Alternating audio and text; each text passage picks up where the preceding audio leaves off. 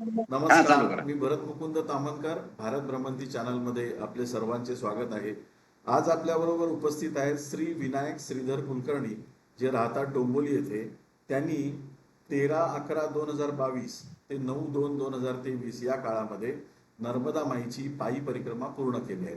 आणि त्यांच्या परिक्रमेच्या अनुभवाविषयी त्यांच्याशी आपण आज गप्पा मारणार आहोत. तर विनायक दादा, तुमचं भारत भ्रमंती चॅनलवर मी स्वागत करतो. नर्मदे हर. नर्मदे हर. नर्मदे हर. तर तुम्ही नमस्कार. स्वतःबद्दल थोडी प्रेक्षकांना माहिती द्यावी अशी मी तुम्हाला विनंती करतो. अच्छा, मी विनायक श्रीधर कुलकर्णी, राहतो डोंबिवली येथे. हा. हा, तर पूर्वी एकदा बसनं परिक्रमा मी केलेली होती. आणि त्यानंतर जगन्नाथ कुंटेंची काही पुस्तकही वाचण्यात माझी आलेली होती. त्या हे ह्याच्यावर मला इच्छा झाली की आपण पायी परिक्रमा करावी. आणि त्यानंतर मग सद्गुरूंचे आशीर्वाद वगैरे घेऊन नर्मदा परिक्रमेला मी एकटाच निघालो. बरोबर. तुम्ही आधी काय करत होता, म्हणजे सर्व्हिस कुठे करत होता, जॉब कुठे सर्व्हिस करत वगैरे मी प्रायव्हेट कंपनीमध्ये बरीच वर्ष काम केलं. होता? नंतर कंपनी बंद झाली. मग माझी आवड म्हणून मी आयुर्वेदिक पंचकर्म हे शिकलो आणि शेकडो लोकांची सेवा केली. त्यांना बरं म्हणजे झाले त्या ह्याच्यात, त्या सेवेमुळं म्हणा, काही म्हणा. त्या बरोबर. डॉक्टरांच्याकडे हे काम केलं. आणि ह्याच गोष्टीचा मला पुढे परिक्रमेत किंवा इतरही ठिकाणी मला खूप फायदा झाला. बरोबर. तर हा परिक्रमा करावी असं नर्मदा माईची, असं तुम्हाला हा का वाटलं आणि कधी वाटलं? म्हणजे बसनी सुद्धा हा याचं करायच्या आधी कारण आहे. तुमच्या मनात कसं आलं? हा, सांगतो. निरनिराळी सत्पुरुषांची चरित्र माझ्या वाचनात होती. त्यात बऱ्याच संतांनी त्यांच्या शिष्यांना किंवा समर्थांनी इतर त्यांच्या शिष्यांना ही परिक्रमा करण्यास सांगितलेले होतं. आणि एक मूळ ही परिक्रमा सुरू केली ती मार्कंडेय ऋषींनी नर्मदा परिक्रमा सुरू केली. आणि त्यानंतर बऱ्याच सत्पुरुषांनी संतांनी ह्या परिक्रमा केलेल्या आहेत. आणि ह्याचे दोन्ही सिद्ध तट हे सिद्ध आहेत. त्यामुळे जो तिथं परिक्रमा करायला जाईल त्याचे पापक्षालन वगैरे होईल, मोक्ष होईल. ह्याच्या पलीकडे जाऊन त्याचं एक ते तप आहे. ते चालणं हे तप आहे. म्हणजे ह्यात काय तुमचं जे संचित असेल ते नाहीसं होतं. आणि एक तुम्ही अखंड नामस्मरण करत चालत असता दोन्हीकडनं. म्हणजे इतर गप्पा वायफळ न मारता नामस्मरण करत चालत असता, तर त्यावेळेला तुम्ही संकल्प घेऊन चालू केलेला असल्यामुळं नर्मदा माई, तिची शक्ती आणि तिथे वडील म्हणजे शंकर, त्यांची कृपा, आपल्या सद्गुरूंची कृपा ही आपल्यामुळं असल्यामुळं, आपल्या बरोबर आपल्या मागे ती शक्ती उभी असल्यामुळं आपल्याला पूर्ण. हा, तर बऱ्याच सिद्ध पुरुषांनी तिथं तपश्चर्या केलेली आहे. देवदेवतांनी तिथं तपश्चर्या केलेली आहे. त्यामुळे अजूनही तिथं दृश्य आणि अदृश्य रूपात बरेचसे सत्पुरुष आहेत. आपल्याला त्यांना गरज वाटेल त्यावेळेला ते आपले वेगळ्या वेगळ्या ह्याच्यात रूपात दर्शन देतात. अमुकच वेळेला अमुक भेटेल असं काही नाही आहे. आणि ज्याला त्यांना भेटावंसं वाटेल त्यावेळेला ते वेगळ्या रूपात भेट देतात किंवा अस्तित्व स्वतःच जाणवून देतात. म्हणजे चमत्कार घडावा यासाठी असं असं काही होत नाहीये. पण तुम्हाला गरज असेल त्यावेळेला ते वेगळ्या रूपात येऊन तुम्हाला मदत करून नामानिराळे राहतात. हे तिथलं वैशिष्ट्य आहे. आणि हे दोन्ही सिद्ध तट सिद्ध असल्यामुळं तुम्ही एक नामस्मरण केलं तर ते 1000 नामस्मरणाच्या बरोबर होतं. त्यामुळे तिथं जे तुम्ही नामस्मरण कराल ते तेवढ्या पटीनं वाढत राहतं. म्हणून एका सत्पुरुषाने वाटेत मला भेटलेले होते. त्यांनी सांगितलं की जे हे परिक्रमा करतात ह्या अवस्थेत, हे नामस्मरण करत चाललेत आणि अशा रीतीनं परिक्रमा पूर्ण करतात. मग वाटेत जे काय तुम्हाला मान अपमान अमुक तमुक जे काय भोगायला लागेल त्रास किंवा हे सगळं सहन करत, तर त्या परिक्रमा वासीला आपोआप नैसर्गिकपणे एक वाचासिद्धी प्राप्त होते, असं त्या सत्पुरुषाने मला सांगितलं. बरोबर. आणि म्हणून हा तुम्हाला परिक्रमा करायची इच्छा झाली असं?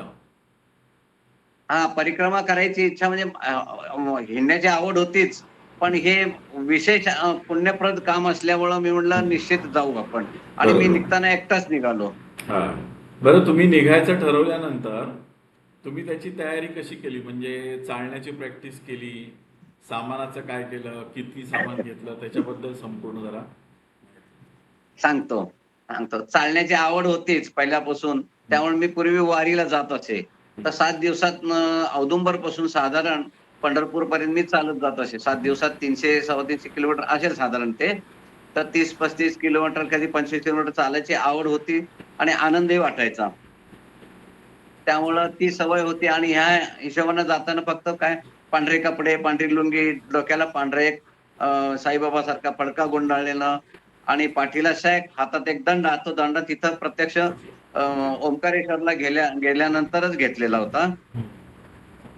अशी ती प्रवासाची तयारी केली बरोबर. आणि थोडे पैसे, एटीएम कार्ड वगैरे असं बरोबर ठेवलं आणि कमीत कमी वजन न्यावं असं हिशोबानं अ, जाण्याच्या गडबडीत मी पांघरायला काही सुद्धा घेतलं नव्हतं, एका लुंगीखेरीज एक्स्ट्रा. आणि एक मग वाटेत एक मग परिक्रमेत चालताना एकानं गाडी थांबवून मला म्हणलं, "ओ बाबाजी हे घ्या" म्हणला. मग ते घेतल्यानंतर माझ्या लक्षात आलं, की मी पांघरायला काहीच घेतलं नव्हतं. तर मैया काय कृपा करते आणि कसा आशीर्वाद देते किंवा कशी तुमच्यावर कृपा करते आणि तुमची काळजी घेते, हे पहिला उदाहरण मला झालेलं आहे तिथे. बरोबर. पण तुम्ही जेव्हा वळवण्याच्या आधी आत्ता. परिक्रमेची तयारी करून निघालात घरून, तर तुम्ही कसं हां. बसनी, ट्रेननी कसे गेलात ओंकारेश्वरला? हां, ओंकारेश्वर पर्यंत आम्ही ट्रेननं इंदूरपर्यंत, तिथून मग बसनं ओंकारेश्वरला गेलो.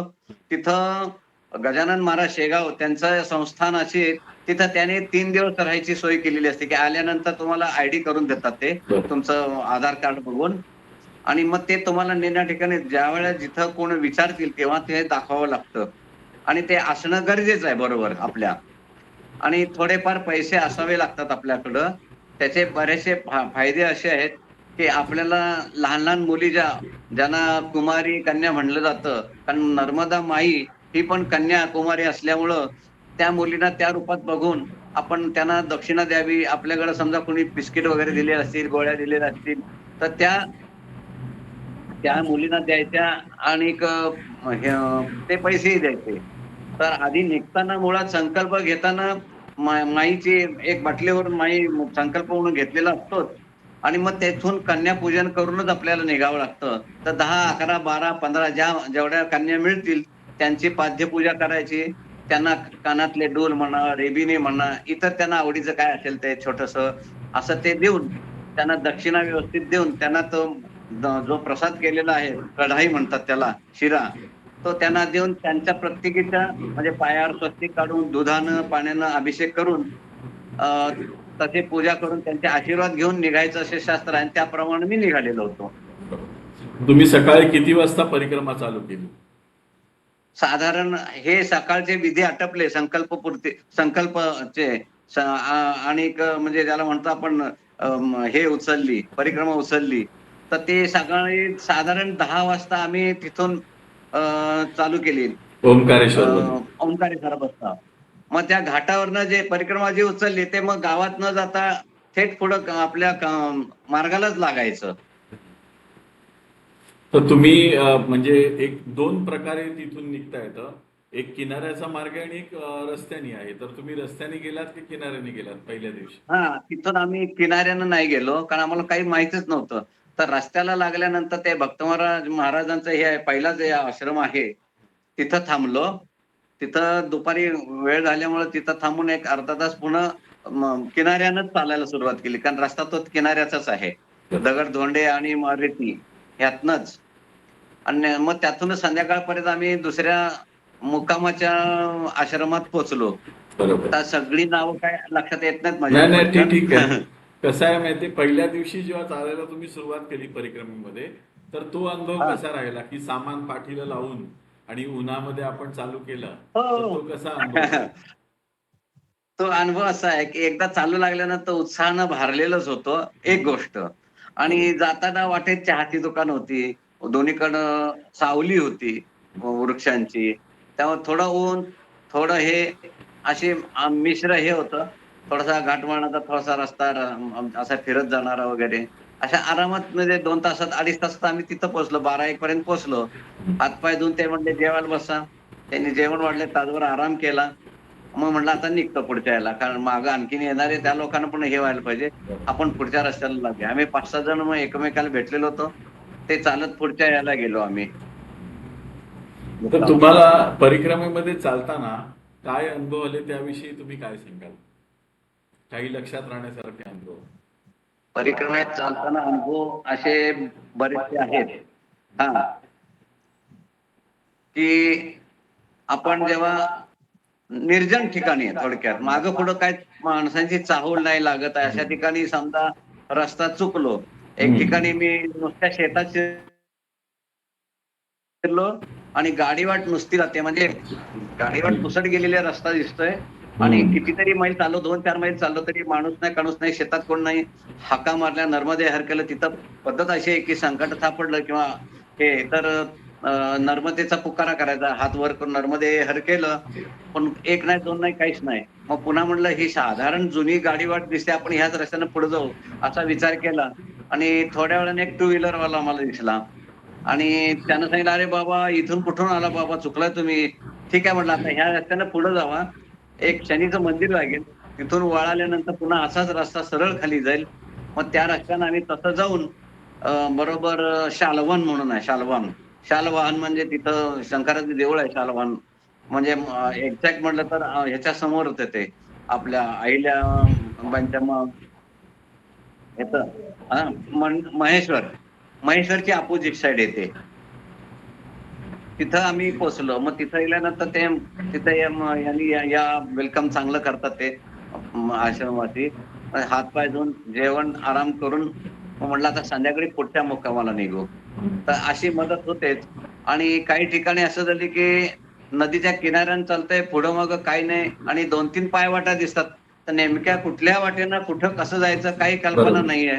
म्हणून नर्मदे हर केलं आणि म्हणलं अरे कुठल्या वाटेने जायचं. नर्मदे हर केल्यानंतर झाडीतून आवाज आला, बाबाजी मधल्या रस्त्याने जावा. म्हणजे ते हिंदीत बोलले, आम्ही पण हिंदीत विचारलं. मग मी क्युरिओसिटी म्हणून किंवा उत्सुकता काय कुठून कसा आवाज आला, कोण दिसत नाही म्हणून काही झाडं होती तिथं जाऊन मुद्दाम जाऊन डोकावून बघितलं तर माणूस कोणी दिसला नाही, पण आवाज मात्र आला. मग आता ठीक आहे, आमचं काम तर झालेलं होतं. मग आम्ही त्या रस्त्याने गेलो आणि मुक्कामाला व्यवस्थित पोहोचलो.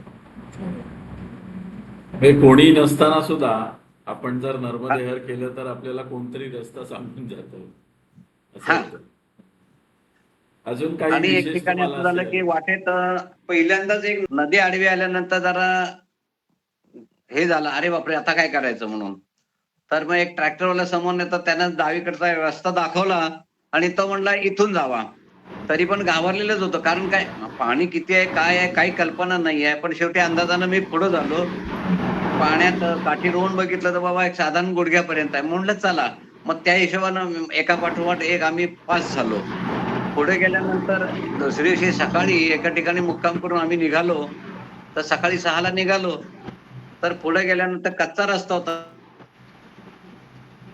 एका नदीच्या बाजूनच आणि सगळी धूळ होती, तिथं विटा होत्या. आता म्हणलं इथे 2-3 रस्ते दिसतात कच्चे, धूळ आहे. आता कोणाला रस्ता विचारायचा सकाळी 6ला. तर एक मुलगा 7-8 वर्षाचा काही कारण नसताना तिथं उड्या मारत बसलेला होता. मी म्हटलं बाळा इथून कसं जायचंय? तो म्हणला हा रस्ता जो कच्चा झालाय ना त्या रस्त्यानं सरळ जावा, काही हरकत नाही. मला कुतूहल हे की सकाळी 6 वाजता एखादा मुलगा 7-8 वर्षाचा काही कारण नसताना त्या ठिकाणी काय करतोय? पण ते निमित्त काहीतरी होतं, आपल्याला रस्ता दाखवला जातो, मदत होते, हे त्यातलं महत्वाचं. बरोबर. कधी जंगलामध्ये कुठल्या प्राण्यांनी तुम्हाला रस्ता दाखवला की नाही? कुत्रे किंवा गायीनी, असं पण बऱ्याच लोकांच्या बाबतीत होतं की हा, आपल्याला नाही रस्ता समजत तसं नाही आणि मग ती गाय ज्या मार्गाने जातो तिकडून आपण जायचं असतं, किंवा ज्या मार्गाने कुत्रा जातो नाही. आपल्या बरोबर त्याच्या मार्गाने जायचं असतं. असं कधी झालं? साधारण असं नाही झालं, परंतु काही वेळा कुत्रा बरोबर आलेला आहे, ती एक गोष्ट झाली. काही वेळा लहान मुलांनी पण दाखवलेला रस्ता, बाबाजी यहाँ से जाओ, ऐसा जाओ. म्हटलं ठीक आहे. आणि काही ठिकाणी सुमसान जंगल होतं 5-6 किलोमीटरचा. तिथून तर मी अक्षरशः एकटा होतो. मधून नर्मदे हर आवाज करत होतो. तर बाजूच्या लांबवर कुठेतरी झाडीतून कोणतरी काहीतरी बोलतंय असा आवाज येत होता. म्हणजे कुणीतरी जाणीव देत होतं की आम्ही इथे कोणतरी आहोत म्हणून. शेवटपर्यंत कोण दिसले नाहीत, परंतु जाणीव होती की बाबा आजूबाजूला कोणतरी माणसं आहेत. नंतर कळलं की त्या जंगलात कोण जात नाही आणि ते सुमसाम आहे, तिथं जनावरं इतर काही नाही, भीतीचं काही कारण नाहीच आहे. परंतु आपण संपूर्णतः एकटे आहोत आणि आजूबाजू संपूर्ण जंगल शांत स्तब्ध आहे आणि पानगळ होते मध्येच. असा विचित्र आवाज. मग त्यावेळेला नैसर्गिक थोडस आपल्याला दडपण येऊ शकतं एकटा मनुष्य म्हटल्यावर. हे होतं. पण ठीक आहे, त्यातनं हे मार्ग निघतो. मैया तुम्हाला साथ देते. तर असं तुम्हाला कधी एखाद्या आश्रमामध्ये गेल्यानंतर असा कधी अनुभव आला की काही आश्रमांमध्ये आपलं स्वागत होतं आणि काही आश्रमांमध्ये उगाचच आपला अपमान केला जातो किंवा ते आपल्याला घालून पडून बोलतात, असा कधी अनुभव आला?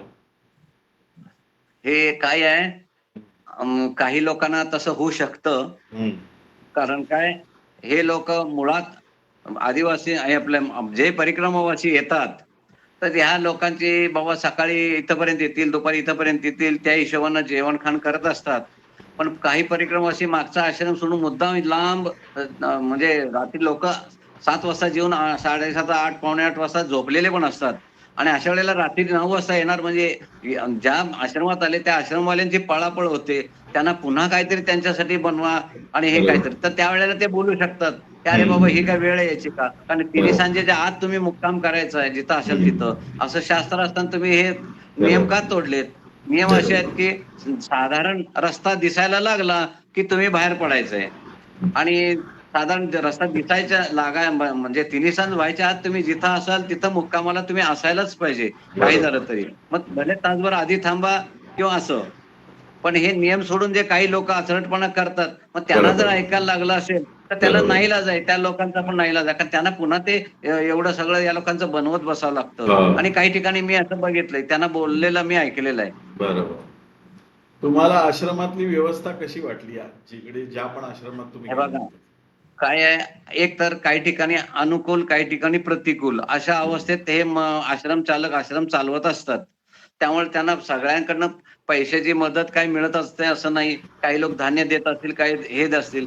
पण त्या कुठल्याही अवस्थेत जे असले तरी जे काय असेल ते आपल्या अर्धा घास समोरच्या परिक्रमावासीला खायला घालावा.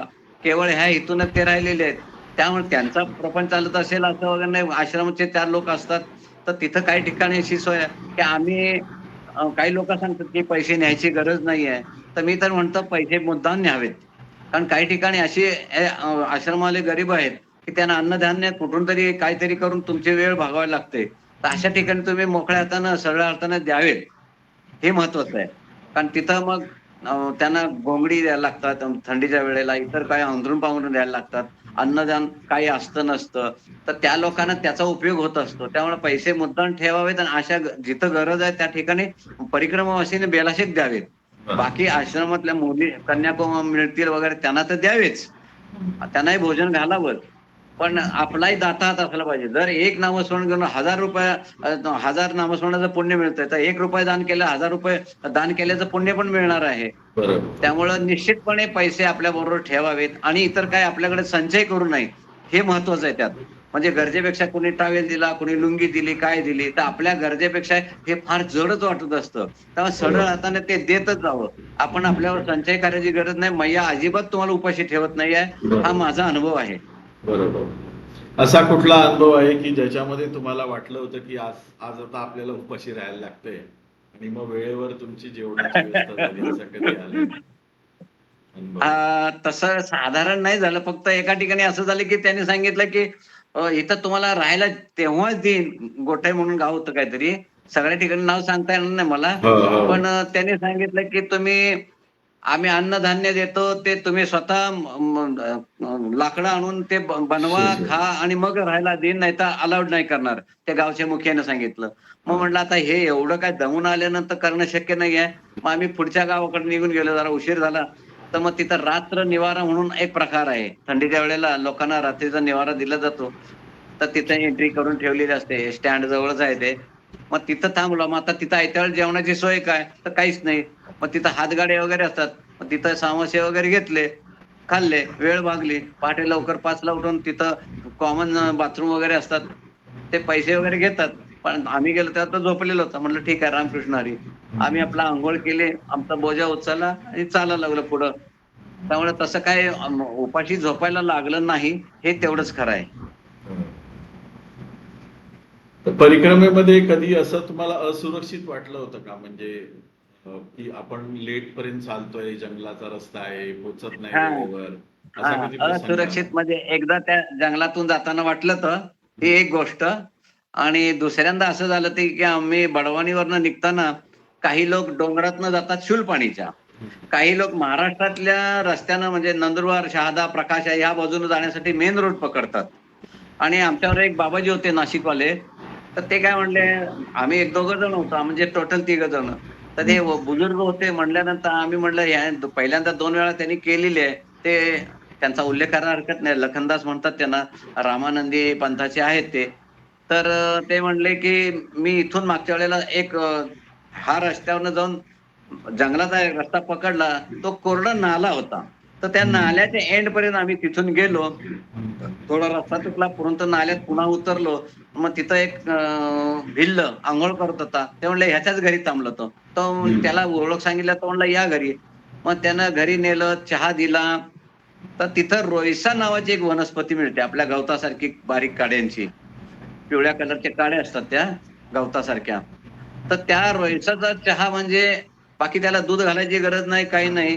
काय कणवर गुळ किंवा साखर घातला असं माहित नाही. पण तो त्याला कलर मधासारखा येतो आणि अतिशय उत्कृष्ट आणि अत्यंत चविष्ट चहा आहे. म्हणजे इथं एखाद्या करोडपतीला वाटला पण तो चहा प्यावा तर तो मिळणं कठीण आहे. पण तिथं ते सर्वसाधारण सगळे जे भिल्ल आहेत, रानावनात डोंगरात राहणारे, त्यांना ते सहज मिळणारी गोष्ट आहे आणि अप्रतिम चव आहे त्याची. आणि तुम्ही म्हणला असुरक्षित, तर जेव्हा एक मातासरणी म्हणून आहे, तिथं जात असताना डोंगर चढतोय उतरतोय म्हणजे आम्ही मधला घाट पकडल्यामुळं सातपुडा डोंगर होता आणि तो चढता उतरताना आम्ही रात्री 8:30ला अत्यंत थंडीत गोरखनाथांचं स्थान आहे तिथं पोहोचलो रात्री 8:30ला. लोकांनी सांगितलं वाटेत अस्वल आहे, तुम्ही सांभाळून जावा. त्यामुळे अंधारात दिसणारा प्रत्येक दगड हे अस्वलच वाटायचं. पण ते नर्मदे हर आम्ही आवाज करत जात होतो, काठ्या आपटत जात होतो. तर तसा काही नर्मदेनं प्रसंग आणला नाहीये. पण अतिशय थंडी होती. पण तिथं ते जे नाथपंथी होते, ते स्वतः रोट्या भाजत बसलेलं होतं. ते म्हणले या आसन लावा आणि प्रचंड थंडी. मग तिथून मग आम्ही हातपाय कसे तरी धुवून पूजापाठ केला. त्यांनी काय जेवायला घातलं ते खाल्लं, आमटी भात वगैरे असं रोटी. त्या रोट्या तर जाड असतात, त्यामुळे त्या काय खाणं आपल्याला शक्य निमित्तानंच खाल्ली तर, नाही तर भात असेल तर बाबा भागलं, अशी अवस्था. परंतु वाटलं अंधारात एकदम 8:30 म्हणजे तिथं मध्यरात्र, खरं तर सगळं गाव झोपलेलं होतं. फक्त हे मठातलेच लोक तेवढे बसले होते बोलत गप्पा मारत गोरखनाथांच्या इथं. असा अनुभव आला तुम्हाला? तर ही अशी एक गोष्ट झाली. पण तो बरोबर. भीती अशी नाही म्हणजे अंधारात आणि परक्या ठिकाणी जंगलच आहे म्हटल्यानंतर वाटू शकतं नैसर्गिक तेवढंच. पण ते बरोबर. बाबाजी होते ते म्हणले नाही मी पूर्वीहून आलेलो आहे, काही घाबरायचं नाही. नंतर रस्ता गावातनच होता त्या मठात ह्याला जायला गोरखनाथांच्या. तर तो काय तुम्ही प्रश्न नाही. तोरणमाळ, त्याचं नाव हा, तोरणमाळ. तोरणमाळ. तुम्ही नर्मदेच्या तर ह्या काठावरची बाजून म्हणले माणसं फार कोण राहतात. येत नाही. हा. तोरणमाळ नर्मदेच्या ह्या मार्गे काठावर फार कोण येत नाही म्हणले. हा नर्मदेच्या काठावर जी माणसं राहतात त्यांच्याबद्दल हा तुम्ही काय सांगाल? ती माणसं कशी आहेत, ती कशी आपली व्यवस्था करतात, काय त्याच्याबद्दल काय सांगाल? अरे बापरे! नर्मदाच्या काठारे राहणारी माणसं, हा, एक तर कशी आहेत? काठावरनं खालनं जाताना, बाजूनं जाताना वर झेंडा वगैरे असेल, तर पटकन देऊळ आहे किंवा गाव आहे काही ना काहीतरी कळत जातं. एक गोष्ट. दुसरी गोष्ट, वर गेल्यानंतर बहुतेक वेळा तुम्हाला ते या बसा आणि काही चहा तरी सुरुवात देतीलच. आणि तुम्ही थांबणार असाल तर तुमची पोळी भाजी भाकरी जे काय त्यांची रोटी असेल ते. एकदा एका ठिकाणी असं झालं की आम्ही नदी किनारी चाललो, अगदी छोटा रस्ता आणि गाव म्हणजे 10-20 लोकांचंच घर होती. ते पण एकमेकांपासून लांब होतं. तर आम्हाला लक्षात आलं की तिन्ही सांज होत आली आणि आता आपल्याला इथं कुठं राहायची वस्ती नाही किंवा राहायला इतर ठिकाणी कसं मंदिर आहे, काय नाही, ट्रस्टीची आहे, आश्रमशाळा आहे काहीतरी, तिथं काहीच नसतं. मग आम्ही बघितलं तर एक शाळा दिसली. मग त्या शाळेत टीचरना विचारलं तिथलं, आम्ही इथं राहू का? ते म्हणले राहा, काही हरकत नाही. पण म्हणले बाहेरच राहायला लागेल, उघड्यावरच. आणि प्रचंड थंडी. अरे बापरे! म्हटलं आता काय करायचं? मग एक पहिलंच जे घर होतं, त्यांना मी म्हटलं आम्हाला काहीतरी थोडेसे शेणी द्याल का? मग ते पेटवून तरी ठेवू बाबा. मग ते म्हणले ठीक आहे. तिनं तगारवर एक हे शेणी आणून दिल्या आणि नंतर सहज म्हणले, अहो बाबाजी बाहेर उघड्यावर का राहताय म्हणली. काय जेवण्या खाण्याचं काय आहे म्हटलं, काहीच नाही आहे. ते म्हणले एक काम करा, तुम्ही सामान घ्या माझ्या घरात या. मग त्यांच्या घरात गेलो. ते म्हणले इथं आसन लावा. लांब सडक मोठे घर होतं. एका बाजूला आम्ही तिघांनी एकत्र सामान लावलं, ते आमचं आसन लावलं. एक त्याने काय आमच्याकडे जे होतं ते ठेवून त्याचं आसन लावलं.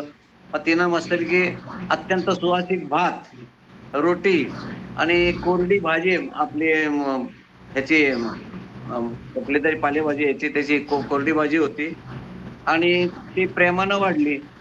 आणि नंतर मग शेकत बसलो आम्ही. सकाळी उठून मी म्हणलं या दोघांना पण, की म्हणलं हे अत्यंत गरीब दिसतात तरी एवढं प्रेमानं केलंय. तर आम्ही त्यांना काही पैसे गोळा करून एकमेकांनी त्यांच्या एका मुलीच्या हातात ठेवले. म्हणलं हे राहू दे. ते म्हणले बाबाजी नको. म्हणलं नाही, ही आमची खुशी आहे म्हणलं.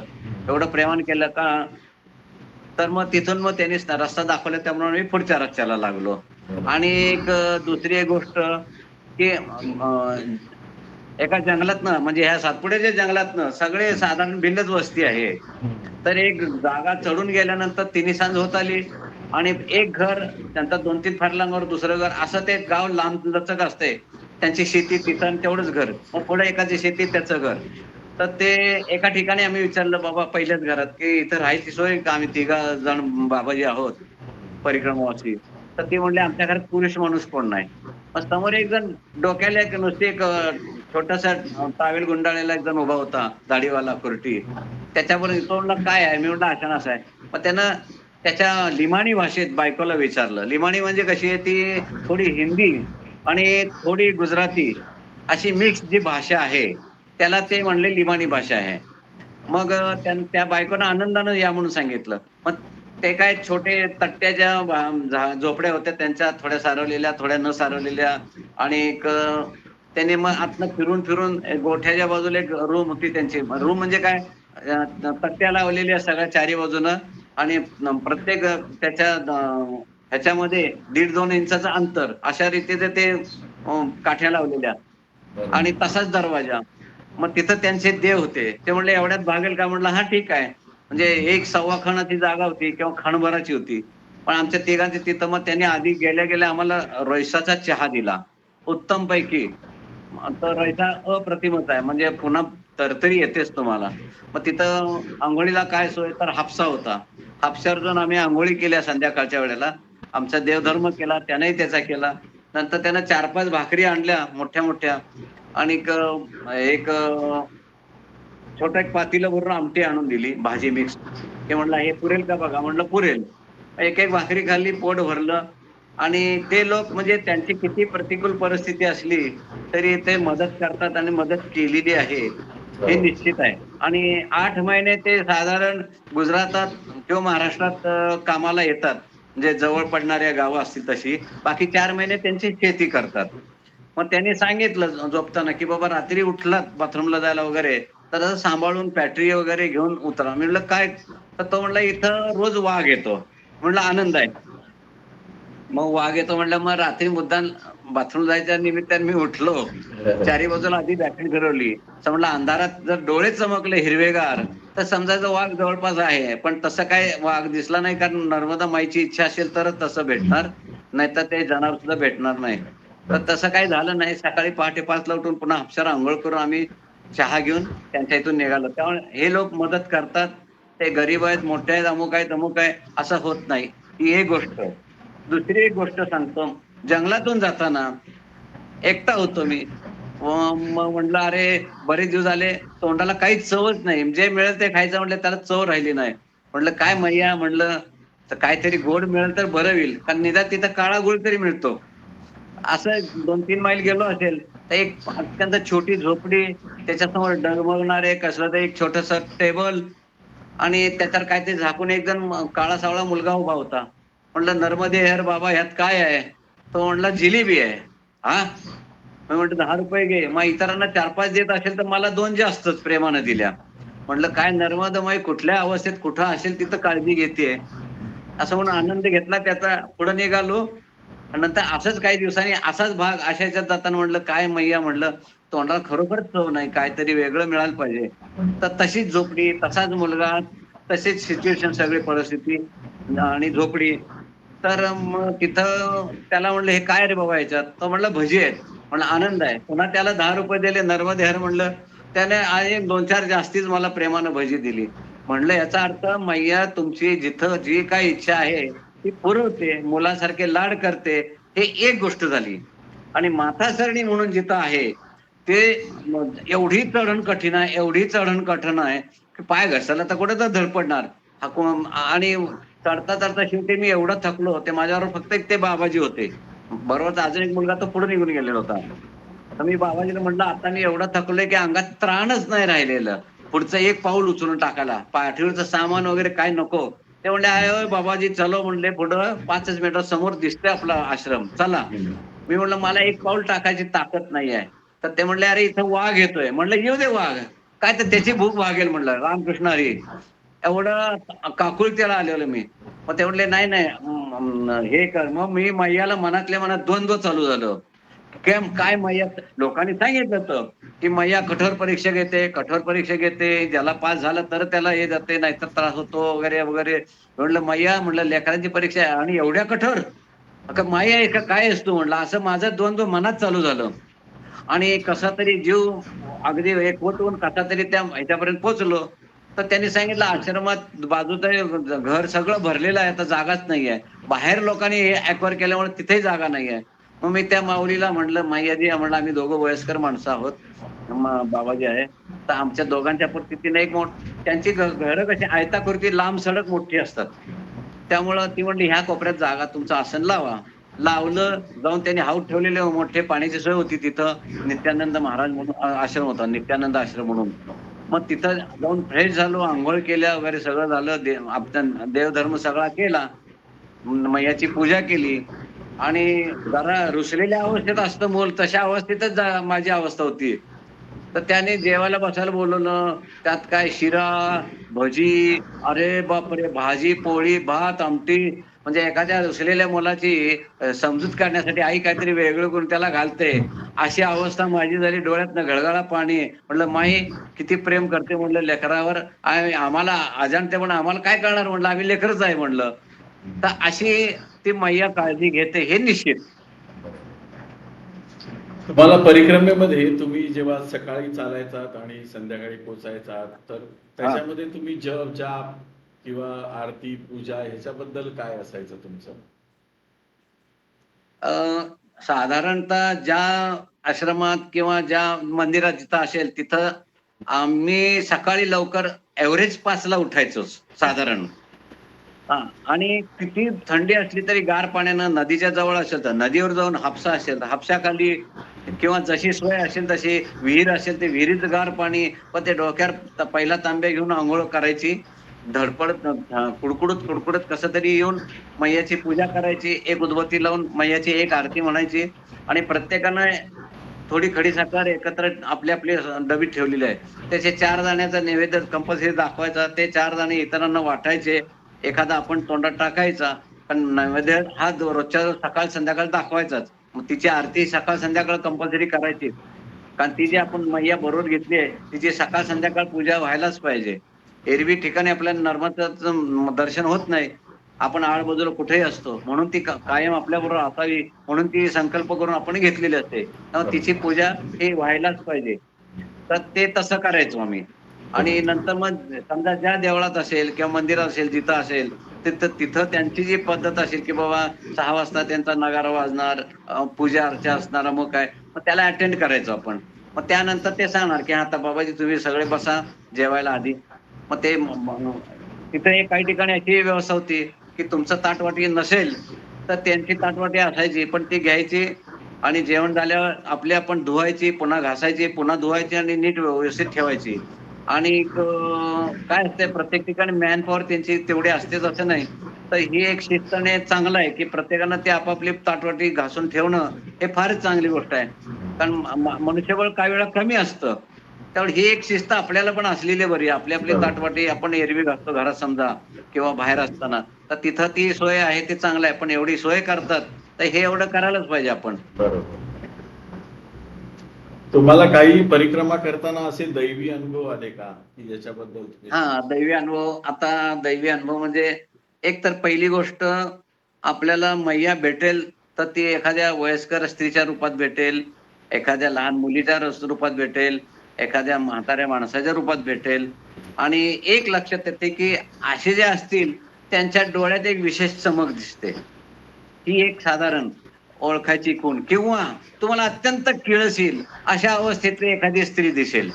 आणि आम्हाला तशी दिसली ती किसली म्हणून गावात. तर मी ते बघितलं आणि माझ्या मनात विचार आला, की मैया कुठल्याही रूपात येऊन आपली परीक्षा बघते, की एखाद्या हिताकडे बघून आपल्या मनात काय भाव येतात, की बाबा तुम्हाला त्याचे हे किळस बरोबर. येते, का तुम्ही ह्या मार्गात असल्यामुळे तुम्हाला त्याच्याबद्दल पण दया यायला पाहिजे. कारण कुठली बरोबर. अवस्था देहाची अवस्था आहे. काय त्यामुळे ती आम्ही काय केलं, प्रेमानं तिच्याजवळ बोललो, मैया म्हटलं हे बिस्किट घ्या म्हणून एक मोठा बिस्किटचा पुडा हातात दिला.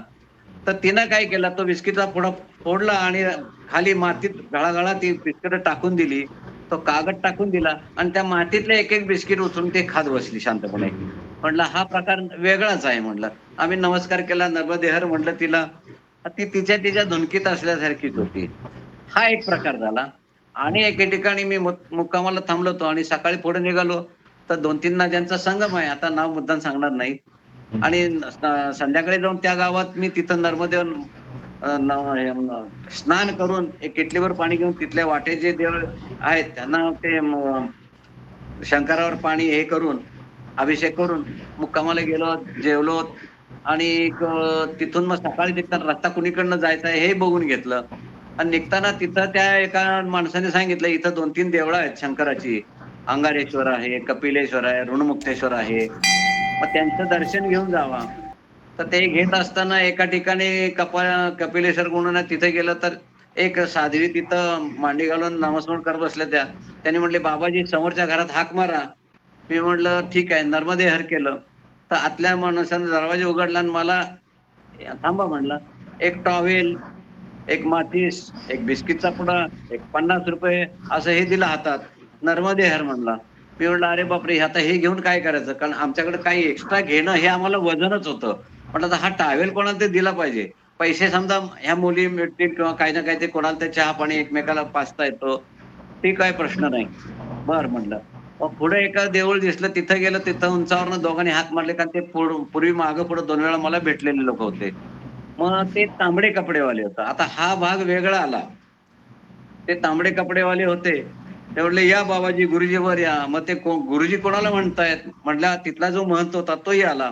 तोही उंच 6.25 फूट, 6 फूट असा शिडशिडीत गुजराती ब्राह्मण असावा बहुतेक.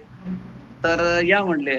ते म्हटले, "आता या वर चहा घ्या आणि आसन लावा." मी म्हटलं, "नाही आसन लावत, आत्ताच निघालोय पुढं." ते म्हटले, "ह्याच्या आधी कुठं थांबलाय काय?" म्हटलं, "शक्यतो थांबवलेलं नाही, चालतंय." मग म्हटले, "आज आराम करा इथं." म्हटलं, "आता एवढे हे सांगतात, हे पण ओळखीचे लोक आहेत." म्हटलं, "ठीक आहे, थांबूयात." मग त्यांनी ते ठराविक आसन असतं 2.5 बाय 6 फुटाचं जाड गादी छोटीशी. ती टाकली, त्याच्यावर आमची बॅग ठेवली म्हणजे आसन लावलं. मग त्याने हातपाय धुतले आणि चहा त्याने दिला, घेतला. मी म्हटलं, "आता बसणारच आहे." तर म्हणते, "देवळात जाऊन बसतो," म्हटलं नामस्मरण करत. मग देवळात जाऊन आपलं गणपती शीर्ष, हनुमान चालीसा, इतर काय रामरक्षा, नामस्मरण हे सगळं तास दीड तास तिथं मी घालवला. अ, आणि ते संगमाचं स्थान आहे. आणि नंतर येऊन तिथं बसलो. 12:15 वाजता त्यांनी पुन्हा एकदा चहा दिला. 12:15 जेवायला बसा म्हटले. मग त्यांनी स्वतःच हे पोळी भाजी हाताने केली, भात केला, वाढला. म्हटलं ठीक आहे चला. आणि नंतर मग थोड्या वेळ गप्पा मारत बसले. मला म्हणले, "मी 11 वर्ष अशी तपश्चर्या केली आहे फक्त चहा आणि पाणी पिऊन." म्हणलं, "वाह!" तर त्यामुळे म्हणले, "मला 11 मैया प्राप्त आहेत." याचा अर्थ 11 सिद्धी आहे. माझ्या लक्षात आलं. म्हटलं, "ठीक आहे." मग संध्याकाळी काय केलं, पुन्हा जरा आराम केला. 4 वाजता उठलो. त्यांनी चहा दिला. म्हणले, "थोडा वेळ इकडे-तिकडे करून, की तुम्ही तुमच्या मायेची जी पूजा करणार त्याच्याऐवजी आधी माझी मी पूजा करून घेतो. मग तुम्ही करा." म्हटलं, "ठीक आहे." मग पण त्यांनी 6 वाजता काय केलं, त्यांच्या इथं एक मोठी मायेची मूर्ती होती. एक धुनीची जागा होती आणि एक मागच्या बाजूला एक असा झाकलेल्या अवस्थेत म्हणजे एक झोपाळा होता, त्यात कपडे होते आणि त्याच्या मागच्या बाजूला एक भैरवाची मूर्ती होती. 1 सव्वा फुटाची वगैरे असेल, 1.5 फुटाची असेल. आणि मग त्यांनी ती आरती केली. आम्ही अटेंड केली. सगळ्या आरती म्हणलं सगळं झालं. आणि मग आम्हाला आमच्या आरत्या झाल्या, आमच्या मायेची पूजा झाली. मग ते म्हणले, "आता तुम्हाला जेवायला वाढतो." म्हणजे पोळी, भाजी वगैरे जेवायला वाढली. आणि नंतर मी काय केलं, शतपावली करायला खाली निघून गेलो. दुसऱ्या मजल्यावर असल्यासारखं होतं म्हणजे टेकडीवरच होतं ना.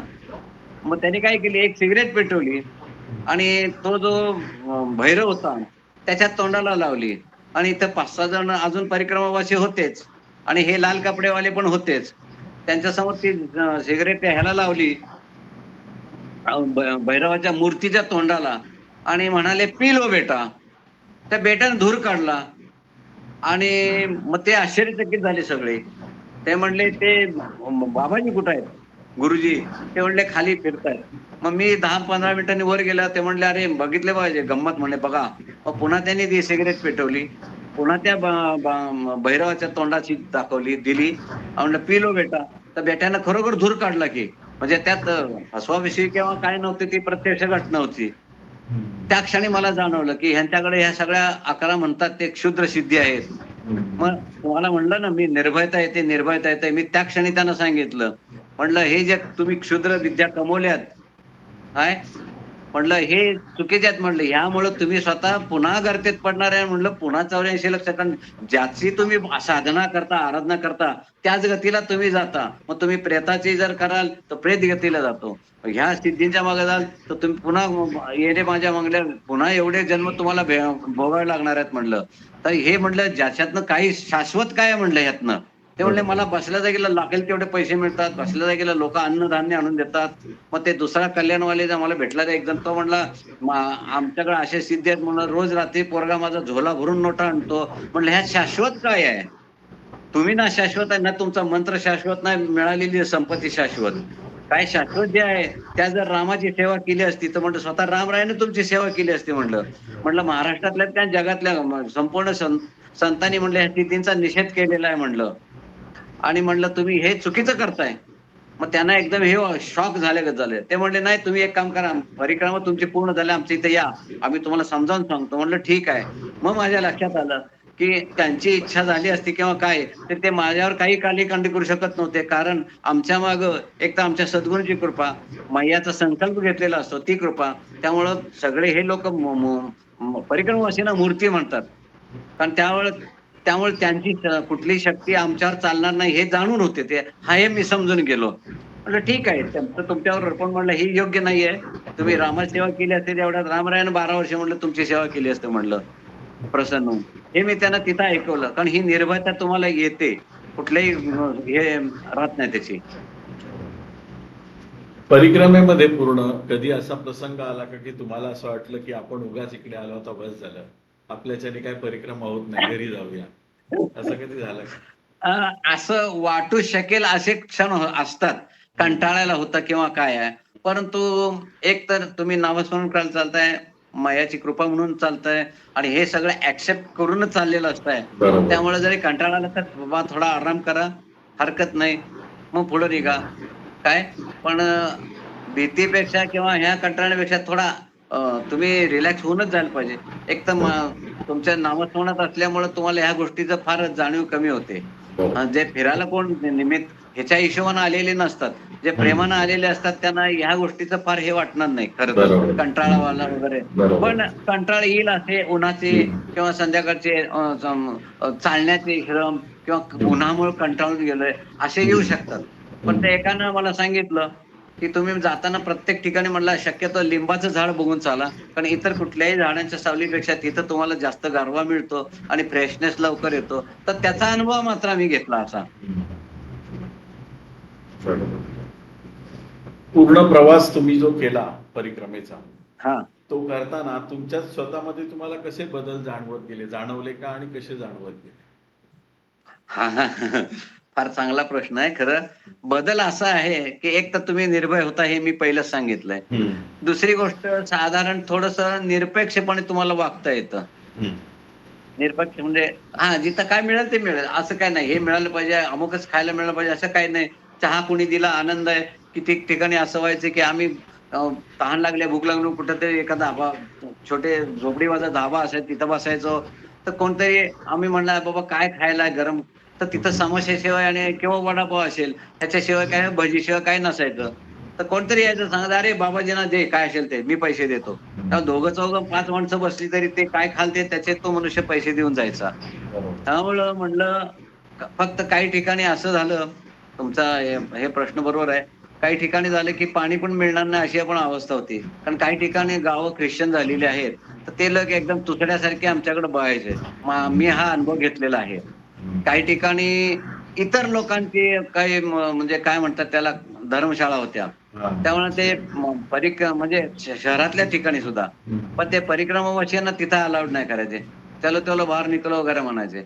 म्हणजे जर कॅश देणार कोण असेल, म्हणजे त्या समाजाच्या हिशोबाचे असतील, तर अर्थात मला काय कोणाची कशी, मी काय भीतीच बाळगत नाही, कोणाची कमाई बाळगत नाही. पण त्या लोकांचे फक्त एनकॅशमेंट करणारे जे लोक आहेत, ते फक्त त्या हिशोबाचेच हे ठेवायचे. म्हणजे त्यांच्या जातीच्या जमातीच्या बाहेर कोणाला काय अलाउड करत नव्हते.